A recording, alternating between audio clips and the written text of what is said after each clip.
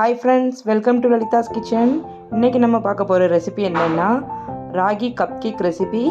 Very ஹெல்த்தியான recipe. எப்படி செய்யலான்னு பார்க்கலாம் வாங்க. வீடியோக்குள்ளே போகலாம். ஃபஸ்ட்டு அதுக்கு ஒரு பவுல் எடுத்துக்கோங்க. பவுலில் ஒரு கர்டு 16 கிராம் எடுத்துருக்கேன் நான். அதை ஊற்றிக்கோங்க.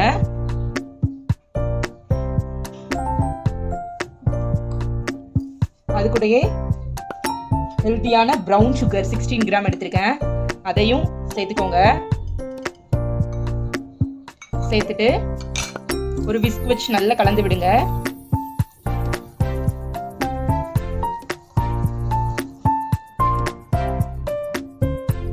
பாருங்க ஃப்ரெண்ட்ஸ், நல்லா கலந்து எடுத்துக்கிட்டோம்.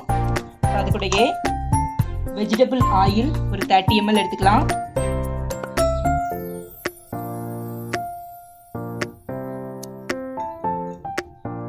மில்க் ஒரு 50 ml எடுத்துக்கலாம். வெனிலா எக்ஸ்ட்ராக்ட் ஒரு 1/2 டேபிள் ஸ்பூன் எடுத்துக்கலாம்.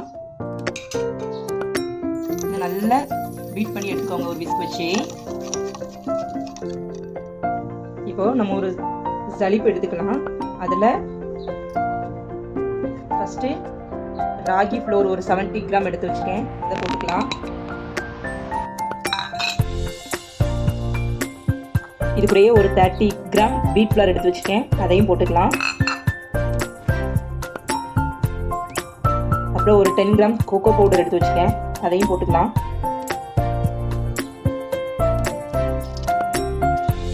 இது கூடயே ஒரு அரை teaspoon baking powder, 1/4 teaspoon baking soda, ஒரு பிஞ்ச் ஆஃப் சால்ட், 3 சேர்த்து மிக்ஸ் பண்ணி நல்லா நம்ம ஜலிச்சு எடுத்துக்கலாம்.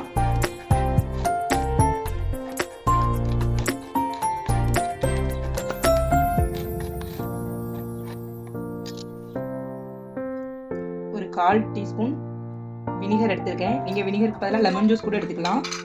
எடுத்துட்டு நல்ல ஒரு விஸ்க் வச்சு கலந்து விடுங்க. ஓவர் மிக்ஸ் பண்ண வேண்டாம். லைட்டாக எல்லா மாவும் மிக்ஸ் ஆகிற மாதிரி விஸ்க் வச்சு மிக்ஸ் பண்ணி எடுத்துக்கலாம். நம்ம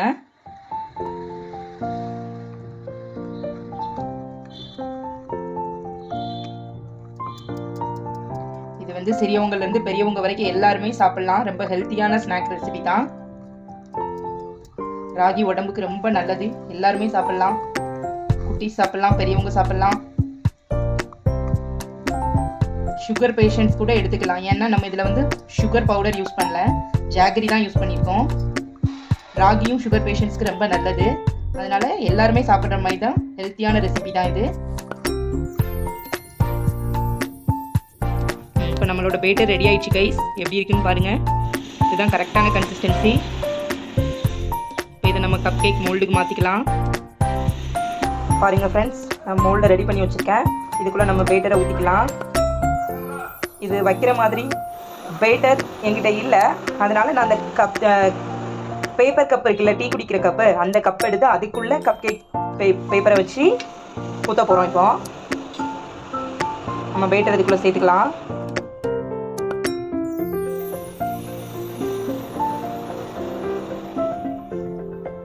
ஒரு 1/2 கப் இருக்கிற மாதிரி பார்த்துக்கோங்க.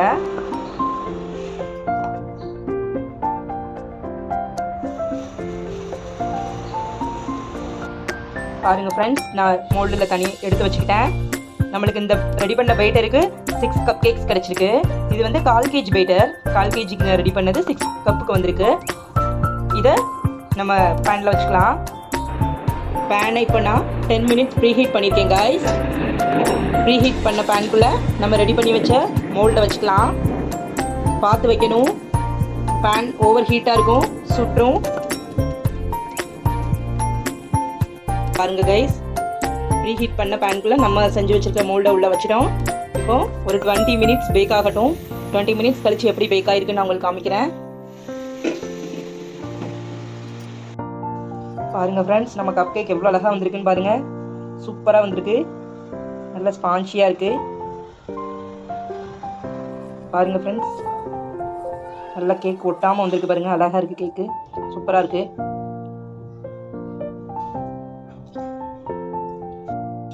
கைஸ், இப்போ நான் பைப்பிங் பேக்கில் க்ரீம் டிப் பண்ணி வச்சுருக்கேன். அதை இதுக்கு மேலே எப்படி கோட் பண்ணலாங்கிறத சொல்லி கொடுக்குறேன் பாருங்கள். ஜஸ்ட்டு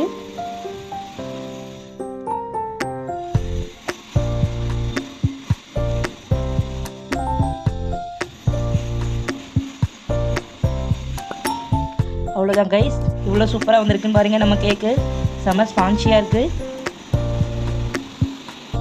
சி கைஸ், நம்மளோட ஃபைனல் லுக் எப்படி இருக்குன்னு பாருங்கள். செம்ம சூப்பராக இருக்குது.